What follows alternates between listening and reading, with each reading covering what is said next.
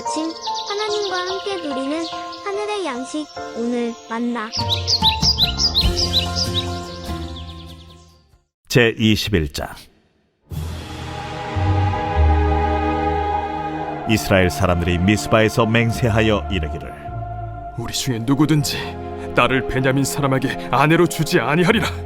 백성이 베델에 이르러 거기서 저녁까지 하나님 앞에 앉아서 큰 소리로 울며 이르되 이스라엘의 하나님 여호와여, 어찌하여 이스라엘에 이런 일이 생겨서 오늘 이스라엘 중에 한 지파가 없어지게 하시나이까. 하더니 이튿날에 백성이 일찍이 일어나 거기에 한 제단을 쌓고 번제와 화목제를 드렸더라. 이스라엘 자손이 이르되 이스라엘 온 지파 중에 총회와 함께하여 여호와 앞에 올라오지 아니한 자가 누구냐?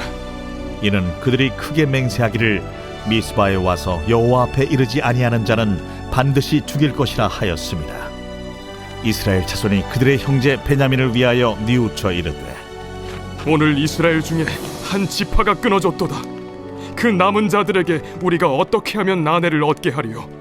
우리가 전에 여호와로 맹세하여 우리의 딸을 그들의 아내로 주지 아니하리라 하였도다. 이스라엘 지파 중 미스바에 올라와서 여호와께 이르지 아니한 자가 누구냐? 하고 본즉 야베스 길르앗에서는 한 사람도 진영에 이르러 총회에 참여하지 아니하였으니 백성을 계수할 때에 야베스 길르앗 주민이 하나도 거기에 없음을 보았습니다. 회중이 큰 용사 12,000명을 그리로 보내며 그들에게 명령하여 이르되 가서 야베스 길르앗 주민과 부녀와 어린아이를 칼날로 치라. 너희가 행할 일은 모든 남자 및 남자와 잔여자를 진멸하여 바칠 것이니라 하였더라. 그들이 야베스 길르앗 주민 중에서 젊은 처녀 400명을 얻었으니 이는 아직 남자와 동침한 일이 없어 남자를 알지 못하는 자라. 그들을 실로 진영으로 데려오니 이곳은 가나안 땅이더라. 오늘 함께 읽은 사사기 21장의 말씀은 앞서 보았던 사사기 20장의 사건과 아주 긴밀하게 연결됩니다. 20장에서 베냐민 지파와 나머지 이스라엘 11지파 사이에 세 번의 큰 전쟁이 있었죠. 전쟁의 발단은 기브아에서 레윈의 첩이 불량자들에게 성폭행을 당한 후 죽임을 당한 사건 때문입니다.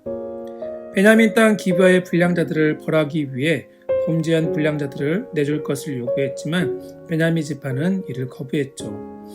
그러자 이스라엘 민족 안에서 이런 큰 죄악이 발생한 것에 대해서 11지파가 미스바에 모여 결의하고 11지파와 베냐민 지파의 전쟁이 일어났고 그 결과 베냐민 지파의 모든 사람이 죽임을 당하고 남자 600명만 남게 된 이스라엘 중에 한 지파가 거의 사라지게 되는 상황에 이르고 말았습니다. 하나님이 약속하신 가나안 땅에서 살고 있는 이스라엘 가운데 이런 비참한 사건, 여러 형제가 한 형제 지파를 거의 몰살시키는 일이 일어나게 된 근본적인 이유는 이스라엘 가운데 하나님의 말씀이 있지 않았기 때문입니다. 만약에 이스라엘 족속이 하나님의 말씀인 율법을 가까이 하고 그 율법의 말씀대로 살았다면 기브야에서 레위인의 첩을 죽게 한 불량자들을 징계하는 일이 그렇게 어렵지 않았겠죠. 하지만 이스라엘 가운데 하나님의 말씀의 부재는 결국 자신의 소견에 오른 대로 살아가게 하는 원인이 되었습니다. 말씀이 아니라 끝까지 불량자들을 두둔했던 베냐민 지파 때문에 세 번의 전쟁이 불가피했다 할지라도 나머지 11지파가 베냐민 지파를 진멸하다시피 할 정도로 살육한 것 역시 매우 잘못된 행동이죠. 그런데 오늘 본문을 보면 나머지 11지파는 이보다 더 악한 일을 저지릅니다. 1절과 7절이죠. 남은 베냐민 사람 600명에게 나머지 11지파 그 누구도 아내를 내어주지 않겠노라고 다짐합니다. 뿐만 아니라 5절에서는 이 전쟁에 동참하지 않는 자들 역시 모두 죽이겠다고 결정하죠. 이 결정은 베냐민 지파를 더 이상 형제로 여기지 않고 이방인과 같이 여기겠다는 뜻이고 형제와의 전쟁에 동참하지 않는 사람들은 원수로 여기겠다는 무서운 결정입니다.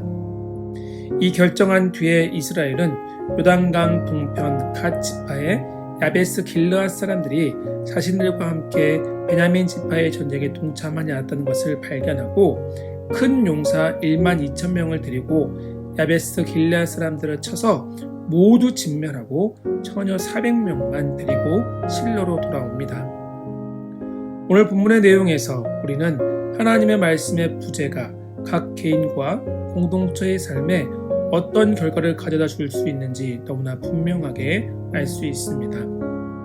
하나님은 이스라엘 백성을 약속의 땅 가나안으로 인도하시면서 이스라엘 백성들에게 가나안 땅에서 하나님의 백성으로 살아갈 율법의 말씀을 주셨고, 이스라엘 백성들은 하나님의 말씀을 통해서 가나안 땅에서 하나님의 백성으로서의 정체성을 지키며 살 수 있었습니다.